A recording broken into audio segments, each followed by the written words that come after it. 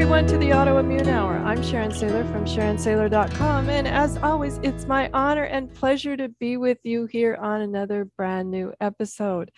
And I'm so excited. We have a return guest, a dear friend of mine. She's the founder of Sound Wellness. Her name is Sharon Carne. It's always fun to interview her when I say like my name out loud. It's kind of strange, but we get used to it. And Sharon has been in love with music most of her life. After falling in love with the classical guitar in her teens, she earned her Bachelor of Music and Master of Fine Art degrees. And she is the author of Listen from the Inside Out and has produced 8 CDs, including Transmutation, Shed the Negative, Woodland Song, and Blissful Chimes, and so much more. She's a sought-after speaker as well. And one of the things I reached out to her, she's been doing some new recordings and sharing them on her website. You can find them over at her blog at soundwellness.com. But one of the things that I reached out to Sharon about was how can we use sound and music? Because I'm just noticing that, yes, the pandemic may be waning in many, many parts of our worlds here, yet I still find people, including myself, finding stress and even some anxiety still top of mind. So welcome, Sharon. Thanks for being on the show. Thank you so much, Sharon. And yeah, I know it feels different to say your name out loud like that. I know it does. I'm used to saying people's names on the show. And what's funny is I always have to stop and think like, did I say something? Did I say it right? not the mispronouncing, but it just like, what? It's funny that, that's a sound. That's a sound to our ears, and the weird things that we place on sounds. Like I just thought of that, popped in my mind, how hearing my name with someone else saying, me calling someone else my name, it's my brain has to do a double take. It does. I find the same thing. Yes. Now, I wanted to talk to you. I was listening to your latest recording, and I honestly can't remember the title, but I remember about the washing machine metaphor or analogy, however you want to use that. And I found it very interesting. I won't call it music. I mean, maybe it is, but in my terminology, it's not music. It's a series of tones, and then you had some nature sounds underneath those tones, which I found really fascinating, how it led my unconscious mind somewhere, even though I'm so used to listening to music and letting my unconscious mind go somewhere, but I'm just listening to these tones, trying to the conscious mind's trying to make sense of these tones. Yet at the end, I felt I had been, taken someplace really nice. So I wanted to ask about these because it was lovely afterwards, but yet I wouldn't classify, maybe it's music, but in my mind, my simple mind here, it wasn't. So I was really interested in what you do that's so different from, and why is it so relaxing? Well, thank you so much, and thank you for the feedback, Sharon, and thank you so much for this question, because creating a distinction between music and different kinds of experiences that are based on sound.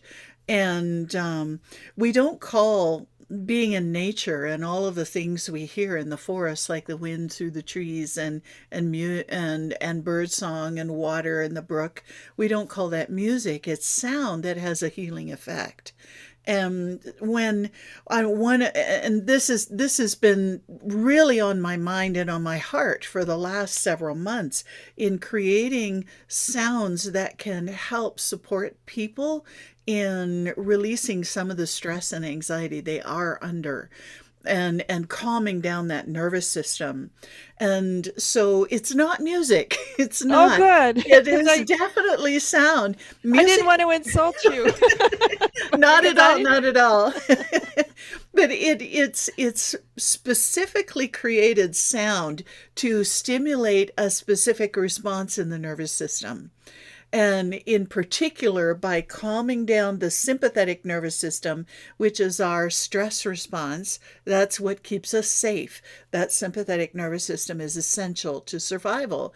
However, we can't be in that state all the time, or we end up becoming very, very, very unhealthy. We need a harmony in our nervous system with the parasympathetic, which is our rest and digest response. So those sounds were meant to calm down that sympathetic and stimulate the rest and digest response in the nervous system. I love it. And years ago, I had a physical therapist tell me one time I was working with her, and not in exercise, but more in fascial release. It's an interesting kind of physical therapy. And my stomach started growling. And she says, "Oh, that's great news to hear that." And that's when I learned about rest and digest. And I was fascinated that our stomachs start making those noises when you're in rest and digest. And where I'm going with this story, guys, is when I was listening to Sharon's latest recording, about halfway through, my stomach started making those noises. So I'm like, oh, well, isn't that interesting? It's shifted me into this rest and digest place.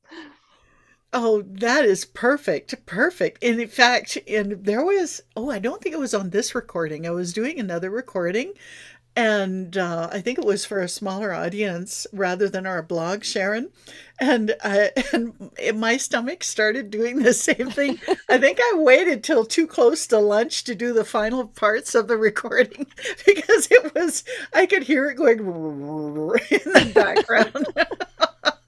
And I couldn't mask the sound. I had to kind of do that part over again.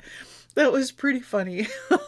Oh, yeah, that's the joy of audio. The one thing I say about when we're recording the show is, guys, I can fix video, but I can't fix audio. So, That's for sure. Yeah. a big truck just went by, and I'm just hoping on hope that you guys didn't get like bombed out with the big truck going by. Oh, the joys of doing shows, right? Oh That's my for God. sure. Let's talk a little bit about sound in general. I think, um, I, I up until the pandemic lockdown, I didn't give sound much thought about being bombarded with it. But then all of a sudden, so many things went quiet. I didn't think my neighborhood was all that noisy until it went quiet. And then I realized, wow. And now we're back to sort of pre-levels of noise. I'm like, wow, okay. There really is a lot of ambient noise. And I found that even kind of, even though it's just ambient noise I'm used to, none of it is, put in air quotes, threatening me. I do find it kind of stress inducing now that I'm used to not having it. It is very much so. In fact, the European Union has invested a lot of money into research on traffic noise. And what they found is that traffic noise is responsible for serious health disease, in addition to a lot of other disease, because the sound itself increases the stimulation of stress hormones from the nervous system. So they have found through that research that traffic noise is a major health problem in the entire European Union. Wow. That does nothing but depress me. And it's Thinking about, especially okay, if you live near a busy road, which we have. So having mitigating factors to reduce the stress hormones in the body, especially if you do live in the city, which we do. There are 3 fairly major roads in Calgary that have become increasingly noisy that are close to our neighborhood. So I notice it quite a bit, even outside. And even we had the power go out yesterday with a big storm, and I sat in the living room just going, ah, that feels so good. It was, and like you, it was another reminder of, even in the house, all of the ambient sounds from the refrigerator, from the furnace, from the lights, from everything. There is a lot of noise, ambient noise, even in a home.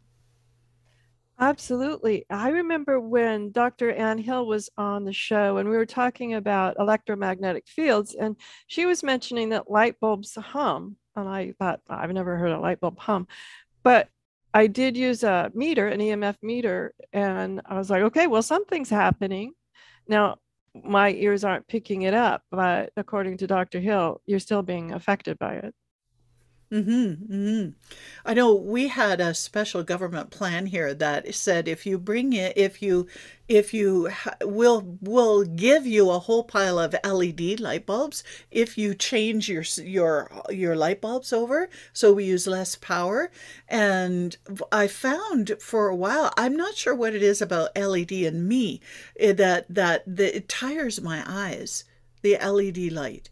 And I don't know if they emit a sound, but I know the 60 hertz that comes out of our electrical systems is certainly a background hum that not many of us hear. However, it's not the healthiest frequency for us, really. Yeah, even that's interesting to me. It's sort of like, well, sort of like the virus. You may not hear it, you may not see it, but is it the healthiest for you? Maybe not.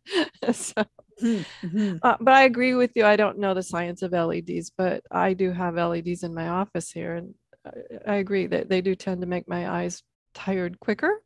Mm-hmm. But I can listen to music and go, well, I like it or I don't like it. I know how it makes me feel or I know it doesn't make me feel. But I have to say, I've listened not to yours, but other recordings and things like that, just in my preparation. And how do you know when it's good sound or not good sound when you're just out there shopping for sound, these kinds of sound healing things that you listen to?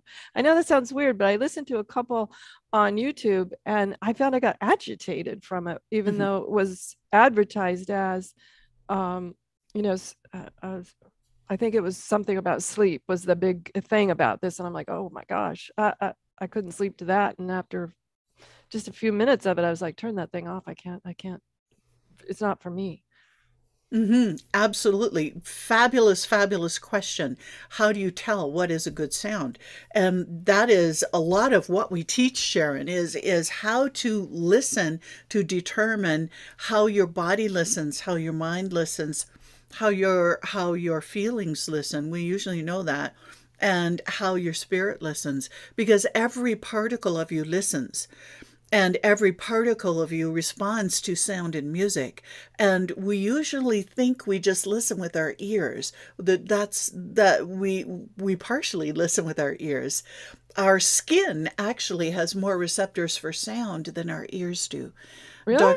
Yes, Dr. Alfred Tomatis used to say, he is one of the early sound therapy pioneers. He was an ear, nose, throat specialist who specialized in sound. And he said, skin is undifferentiated ear. Your entire being listens. Everything listens. I like to say that your nervous system, your sound is food for your nervous system. And we know there's junk food, and there's junk sound like traffic noise, which creates stress and ill health. We know there's good food and there's good sound like nature sounds.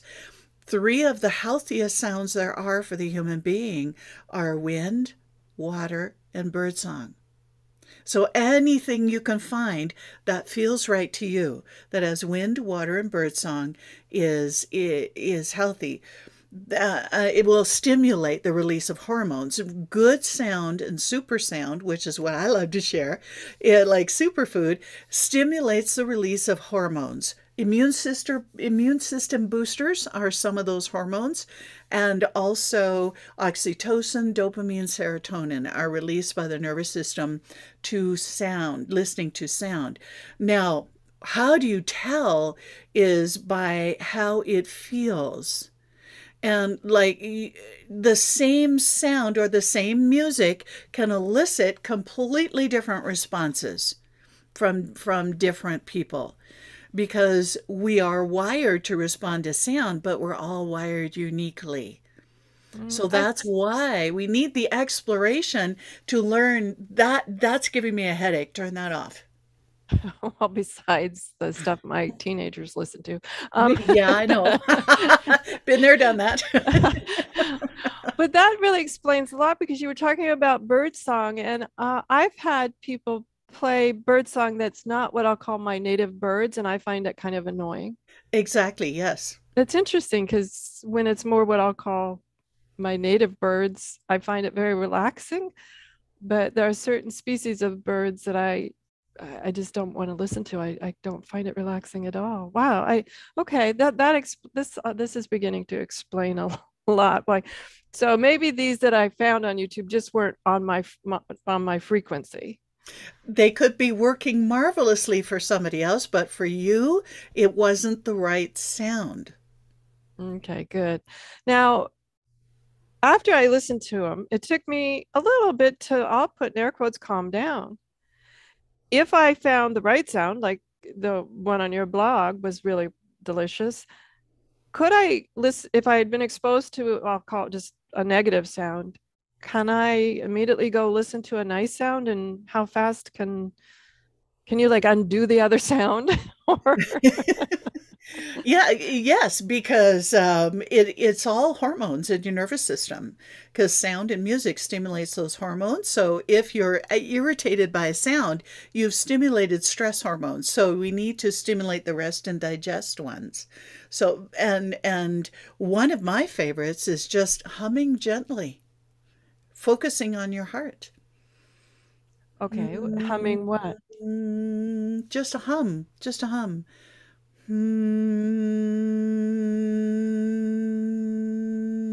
Focusing on the heart, and especially if it's in the lower range of the voice, because a low sound generally, because we're all wired uniquely, but generally lower sounds tend to reduce the stress response.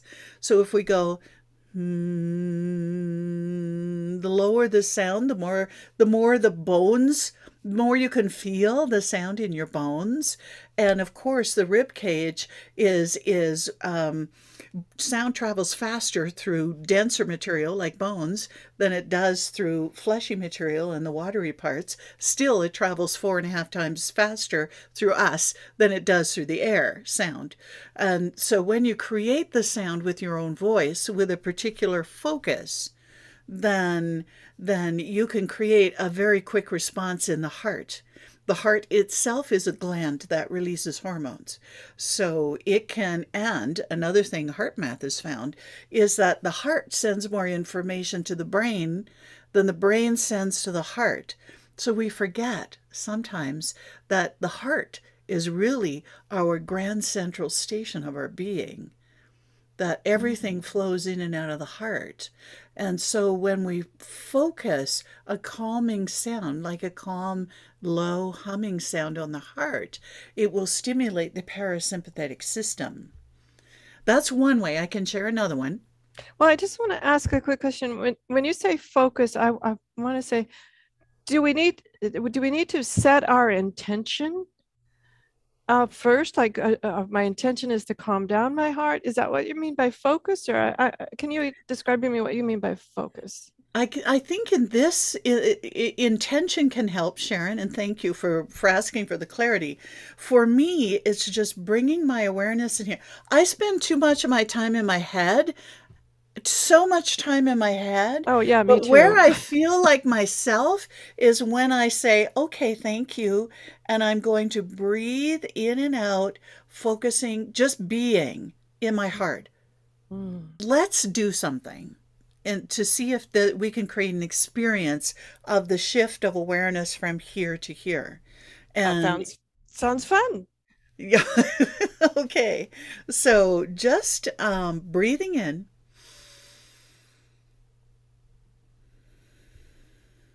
And just noticing your breath. Now place a hand over the heart. Does it matter which one? Heart chakra or heart both work. Does it matter which hand, left or right? Oh, yeah, either one works. And Okay. either heart or heart chakra works. Okay. So we're bringing our awareness. The hand is helping to move our awareness from mind to just being aware of the breathing and the movement under your hand. So notice the movement, being present to that.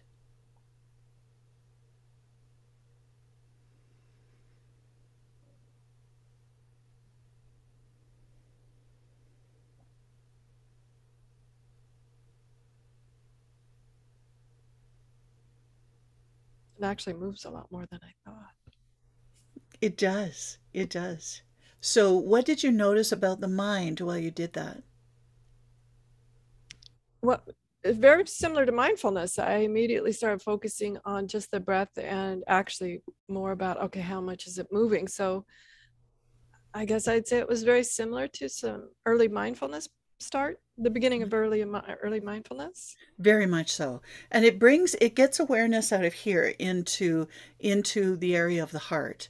Because there's so many way, and I love mindfulness for that, because one of the things that I'm learning, stay slow learner here, Sharon, uh, is is in my everyday life, in my work, and living what I believe is purposeful living for me, doing the work that I'm here to do, is my intention is that this be in service to this, Yes, and for to those the of you heart. on the audio, it's from the head to the heart, of being of service, for the head being of service to the heart.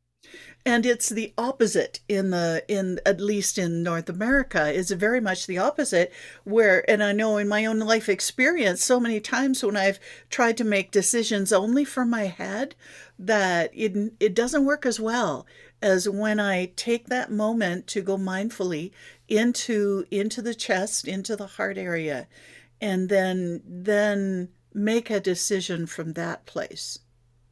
I There's love more that. clarity. Yes. And so as we're, for me then, intention to focus on the heart area. So I was kind of overlapping and using those two words, intention and focus, as the same. But now that I've experienced that, I see that I started with the intention and it moved to focus. So that helps me understand. So then I can focus on my heart. But I wanted to make sure that we set the intention to begin with. Thank you for that. That brings even more clarity. Well, Yeah. sometimes I'm as like you, a slow learner. I have to walk through the steps here.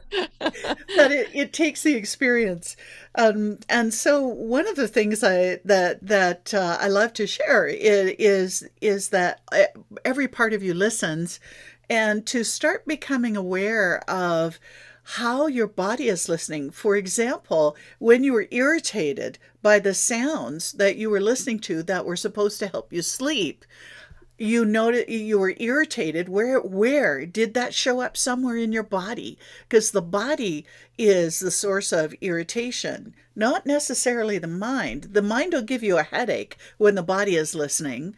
The mind, if the mind is listening, it also will go into, when the mind listens, it goes into more scattered, or it goes into more focus.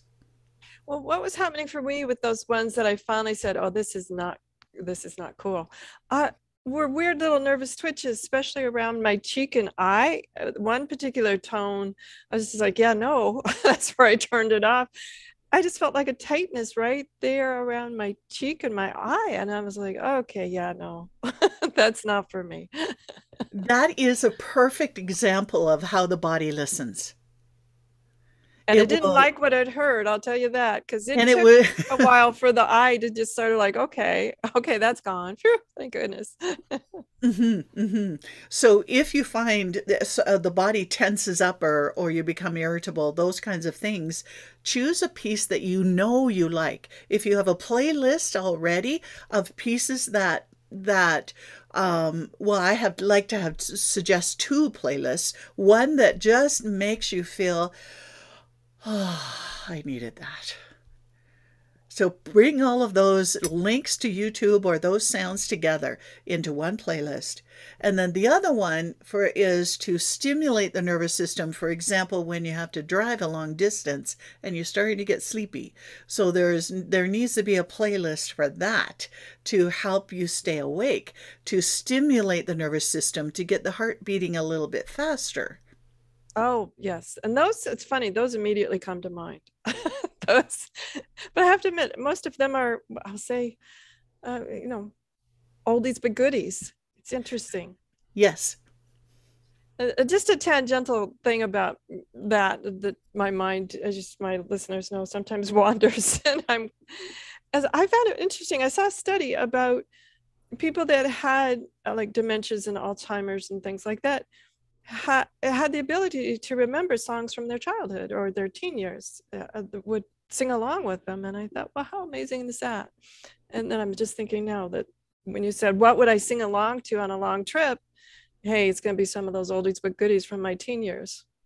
I do the same. I go back a little farther. My parents loved big band. So I grew up with all of the big band favorites and Bing Crosby, Frank Sinatra, Nat King Cole, and all of the big bands they used to, Ella Fitzgerald, all the big bands they used to sing with. And so they would be dancing in the living room and we'd be little kids dancing around. So happy memories with that. And also that for me, the big band type of music, well, it's not good to have your foot doing this on the accelerator, so, which sometimes it does when you're trying to tap your toe, but on the accelerator is not a good idea. Tapping the accelerator or the brake is not recommended. No, but it's one of my favorite go-tos, and music, of course, is connected so much for it with memory and everything. When we experience sound and music, you're using the entire brain, everything there is in here. Wow. So even when we're listening to the kind of sound that you do, which is, I'm going to say instrumental, not meaning like there's no trumpets on there, but you have your tuning forks and your beautiful bowls and all of that thing. So to me, those are instruments. Mm-hmm. Because I think when you said that, I was thinking, oh, okay, my left brain is trying to remember the words of that song, from my childhood. But you're saying, no, it doesn't really matter. Your whole brain is engaged, whether you're singing along to it or not. Mm-hmm.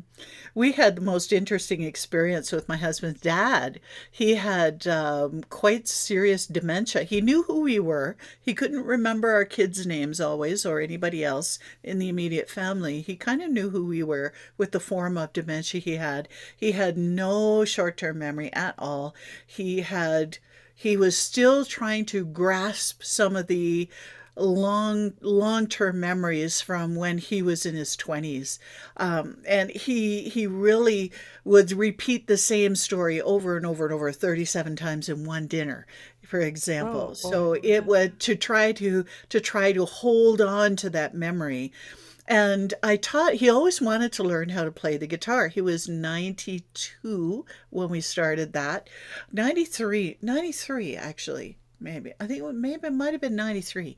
He wanted to learn how to play the guitar, and I put my guitar in his lap, and it was way too big for him. So I had my son's ukulele when he was little. So I put the ukulele in Dad's lap, and he actually learned how to play "You Are My Sunshine" with no short-term memory, very little long-term memory, and we played it together for his youngest grandson's wedding. Oh my goodness, gonna make me cry here. A year later, now I put stickers where he put his fingers, so he knew one chord at the beginning of the song was a C, so there was one sticker, and he knew what finger had to go on there. And then there were two stickers for the other chord, and there was an F, and so we had to put one finger on each one of those stickers, and they were color-coded. And then he couldn't remember where he was to change the chords. That was a bit too much. He could always remember where to put his fingers. So my husband, his son, would hold C or F a card. So when he had C, he knew where to put his finger. When he saw F, he knew where to put his finger. So that's how he remembered to change chords when we were singing the song together. It was a bit too much for him to sing and play it. He knew all the words, could remember all the words, but it was a bit too much for him to sing it while he was playing. That uses a whole other area of the brain. So I sang it while the two of us strummed the chords. And yeah, we had pretty well everybody in the audience in tears. It was I'm cool. Sure. I'm in tears just listening to it. Oh my gosh, how cool cool is that? And that's what's so amazing to me about how fast the brain reacts to sound. I'm going kind of circular here because I think that's where we started my questionings. And I noticed that, well, we need to take a quick commercial break. And so we've been talking about some of the healing properties of sound and understanding the difference between sound and music, that how they are different. But one of the things I wanted to, as we learned this great information, and we had that wonderful experiment about the heart and feeling the rib cage move up and down and doing a humming sound, whether the sound was in the lower range, I think you said. So that was awesome. Now, I don't see myself doing that in the middle of a crowded room. But I think it's awesome. I think I'll do it before I go into the crowded room. But what else can you share with us? I think for me, I would, do you have other really great, fun little things we can do, maybe like after we've gone into some stressful situation that we can, as we're exiting, we can calm ourselves down? Yes, and you might not want to do this in a crowded room unless you get everybody else to do it with you. And it's one of the quickest ways, as I mentioned before, generally, because we are all unique in how we respond to sound, low frequency sounds help to reduce stress from the nervous system. Generally, high frequency sounds can stimulate the nervous system. For example, birdsong to keep you awake, or high frequency sounds to keep you awake while you're driving, like flutes and violins, clarinets, things like that. Possibly. Now, also, another thing with the music is slow rhythms, slow down your heart. Faster rhythms, speed up your heart. Your heart is wired to respond to the beat in the music around you. So that's why the two playlists we talked about earlier, Sharon, is that if you have music to help you relax, look for music with a beat of about 60 beats per minute. So that's 1,000, 2,000, 3,000, 4,000, about that speed, about a second. Will have your heart move into a relaxed heartbeat, which is about 60 beats per minute, easily by just having that music in the background. So and then we talked about our favorite choices. For me, the big band music for speeding up the heart and while I'm driving. And now another really effective and very quick way to shift the nervous system, we talked about the sympathetic nervous system, which keeps you safe by elevating stress hormones to make you respond quickly. And then we need to balance that with the parasympathetic, which is the rest and digest mode. And one of the ways to stimulate that is to use what I call a vocalized sigh. And it sounds like this.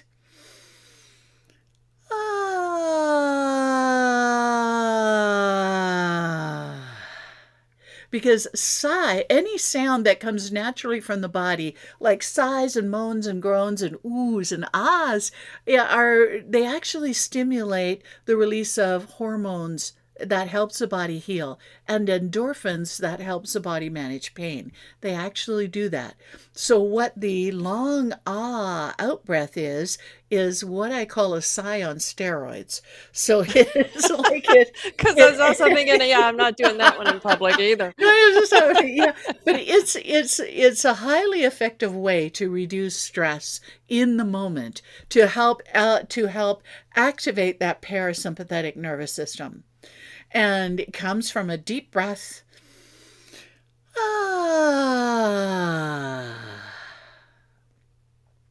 Can you hear it in your head and get away with it, or do you actually have to have the vibration of all the muscles and everything? I just don't see myself doing that in public. No. You're going to catch me humming, Sharon, before you catch me doing that in public. This is a great question because I call it silent sound. Now, once you've done it out loud a few times, your body knows what it feels like. It's like, as the breath leaves, your shoulders drop. Hormones are stimulated that help the body heal, helps reduce pain, helps calm you down. We're stimulating the parasympathetic hormones. And if you do that 3 times, when nobody else is around, then your body has a good memory of it. Then do it silently. So while I do it out loud, you do it silently. And I invite all your listeners to do this, play with this, do it out loud or do it silently, and notice how it feels. Okay, you ready? Mhm. Okay.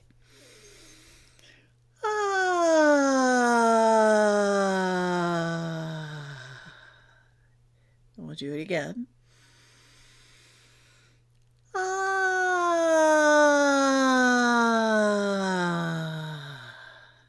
And let's do it one more time.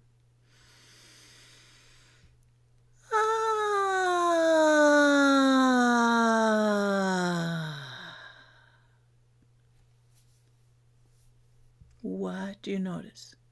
Well, what I noticed is most fascinating is that it was slightly different tones all 3 times. And I had a favorite one of those 3 tones. That's the main thing I noticed. A couple of the tones I went, not quite. I know that sounds weird in my head, but that's what and then one of the tones I was like, sort of like Goldilocks. I mean, I was like, that one was just right. Did you notice a physical response of relaxation? Oh, I did. I felt my shoulders drop and I was just listening. I shouldn't say I was just listening because I was actually, not to sound rude, but I was sort of the 2 tones. I was sort of correcting those 2 tones in my head. Like I'd hear it, I'm like, not quite. And then I think I corrected it for myself. And then the one that I would say was just right, I just felt everything drop. But I was playing it in my head. I was obviously hearing it, but playing along as we go. Sort of like you said, sing along to the music. It was interesting. That was fascinating. But just taking a deep breath for just a quick sec. Definitely more relaxed I was now than I was at commercial break. So that's fascinating. Very simple. And it only takes seconds. I can imagine if you have a child who's stressed out, just encouraging them to do it along with you or something along those lines. Wow. I mean, I was thinking about the number of times my grandkids that would shift their focus would have been nice. True. Getting them to play with sound with their grandma. That might be nice to do. Wow. I love that idea. I'm going to play with that sound because now that I've heard the sound and played along with the sound that was right for me, after we're done with our show here, after we're done with our chat, I'm going to play with recreating it because it really does. I noticed that there's less stiffness in my neck as well. So, wow. It's so fascinating to me how fast our bodies can respond to the right stimulus. I agree. I really agree. Now, I know you teach people how to become professionals with sound wellness, as well as just teaching average people like us to learn to use sound in our world. What are some things that you would love that we all knew about sound and why it's so important? One of the things I would say to start with is to become more aware of how the sound affects you. In particular, because so many of us spend so much time in our head and we're thinking about whether we like that, whether we don't like that, notice how the body feels, like the way you described what was happening in your cheek. Notice if it makes your digestive system roll around. Notice if you can't stand the music, if your shoulders are doing this. Notice the lower back, the jaw are often where we hold a lot of tension. Notice those and become well acquainted with how your body is listening, especially the body. We all know what helps us feel happy or sad, or we're familiar with the emotional content of music. However, it's the body is listening too, and we rarely listen to the body or acknowledge how the body is listening or how it is responding, because it will tell you if that is supportive to you or not. No matter what the brain is saying, if the body is doing this, then the brain You're can be saying turtling. everything it wants. I like this music, and the body's saying no, no, no, no, no. Yeah. If you find your ears tucked into your shoulders, you know that's probably not a good sign, right? No, is listen, allow information from the body into your conscious awareness as you're experiencing sound. Now, what I find interesting about sound, especially people's voices, and when I heard two of those three, two of them were not as relaxing as the third one, and yet it brought back a couple of memories, not like fingers on a chalkboard, but it brought back a couple of memories from childhood. And I thought, well, that it's just a tone. It's not even a song. And it transported me to a couple of places. I just find this so fascinating how something as simple as sound can create hormone change in our body, can relax various parts or tense various parts. Wow. I don't think people give sound enough credit. I agree, Sharon. I really agree. As I say, it's food for the nervous system. And I guess the next question would be, what kind of food is your nervous system eating? I guess you could say it that way, or How about being nourished by? being nourished by is better. Yeah, yeah. Oh, I'm going to look at sound totally different. What a visual that makes. Is this good food, superfood, or mm-mm-mm? Yeah, right, exactly. Fast food that, well, we have all of those too. Oh, wow. So I know that you teach people to be practitioners in it too. I've always been fascinated by your school where you teach people to be practitioners. What kinds of things are they learning about sound? Well, in the first course, we go through a whole process called Listen from the Inside Out, where we actually practice for 3 days with a lot of examples in how your body listens, how your mind listens, how your spirit listens, how your emotions listen, to be able to more clearly identify what's listening.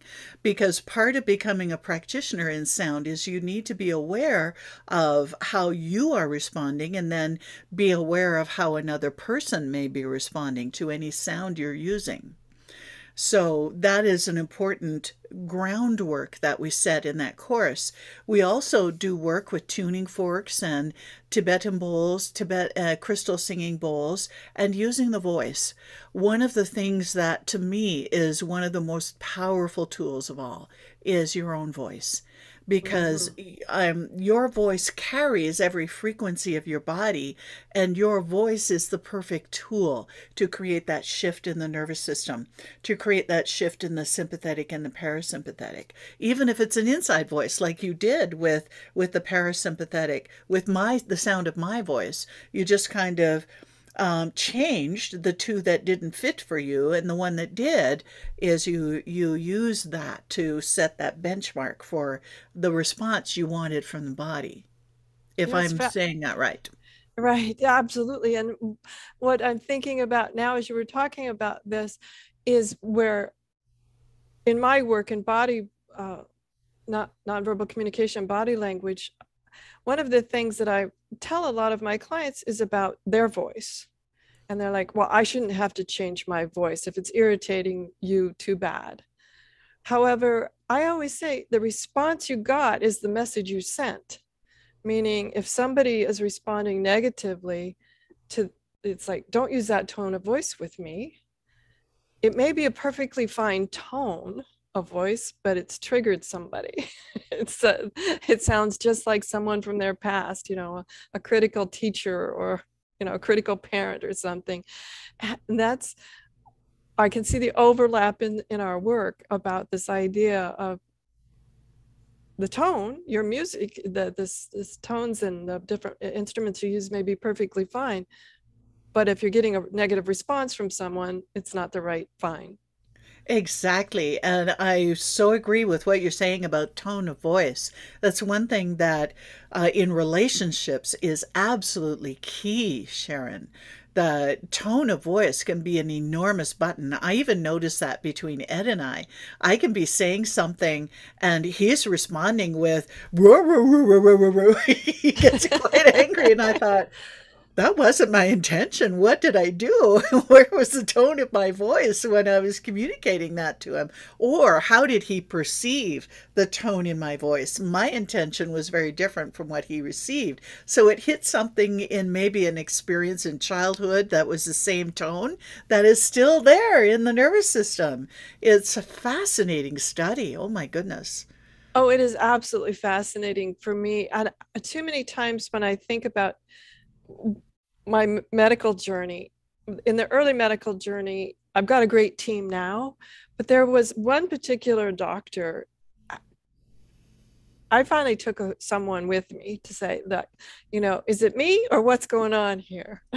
And I took a male and we went, and after we left, he looked at me and said, no, he was talking down to you. I would say he doesn't like women. And I said, well, that's kind of a generalized statement. We don't know that. And he's like, that's how he felt when he left. And I said, well, thank you, because that's how I feel when I always leave too. And so anyway, we fired that guy and moved on.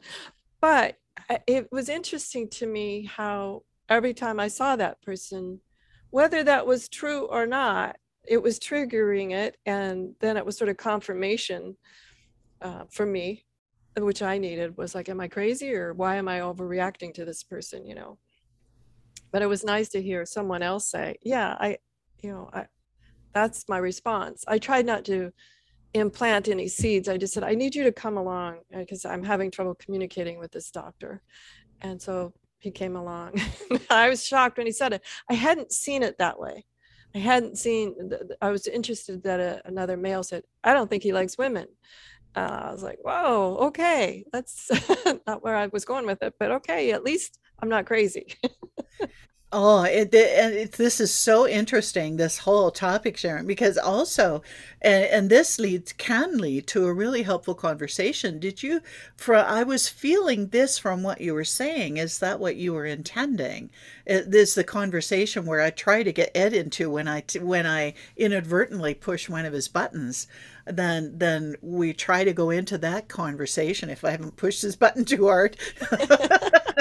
And so what is it that in the tone of voice created this response? It's funny. My longtime mentor always says to me, this thing about buttons, nobody pushes your buttons. You just exposed your panel and showed where your button was. Mm-hmm, mm-hmm. And I was like, yeah, that's true. That's true. Well, we're just down to the last couple of minutes. Sharon and I haven't talked much during the pandemic, so we're having fun catching up and all of that. And I appreciate the community for joining us here on our chat. We've been all over, I know, guys. Apologies, but I've learned so much. Thank you, Sharon. Tell us a little bit more, your website and where we can find out more about your book and your recordings, and even I put up on at understandingautoimmune.com that recording I listened to that I mentioned at the beginning, guys. So we'll have that up there for you. Thank you for that, Sharon. I appreciate that. The main website is soundwellness.com, and it links to our other website where our practitioner programs are right on the front page of Sound Wellness. The blog is on soundwellness.com, so you can go into the blog and check out the articles there and learn some more. And also our online store, we have other sound tools and ways to stimulate that parasympathetic nervous system with sound tools in there. And there's some free things available. There's one more website that I would love to share with you that can really be supportive to people for the nervous system in particular. It's called Nervous System Balance. This one is a series of tuning fork sounds. It's about 4 to 5 minutes, and it's amazing at bringing balance into those two sympathetic, parasympathetic nervous systems. So that's soundwellness.com/balance. It's a free download. Oh, wow. We'll put that up there too, but it's soundwellness.com for all the goodies. And then if you want to hear this nervous system balance, it's /balance. That's easy to remember. Just one word, balance. Okay, we've got it. But if you're out walking without a pencil or pen or whatever, we will have it up at understandingautoimmune.com, where you can find all of our shows and our previous shows. And thank you so much, Sharon, for being on this show. We really appreciate you sharing your wisdom with us. Thank you so much for inviting me, Sharon. Everyone, have a great week. Whatever your adventures, join me next week for another brand new episode. Enjoy. The information provided on the Autoimmune Hour, Understanding Autoimmune, and Life Interrupted Radio, including the websites understandingautoimmune.com and lifeinterruptedradio.com, plus social media, is for educational purposes only. What you read, hear, and see on the Autoimmune Hour, Understanding Autoimmune, and Life Interrupted Radio, and its websites, and other media outlets is based on experience only. The information should never be used for any legal, diagnostic, or treatment purposes.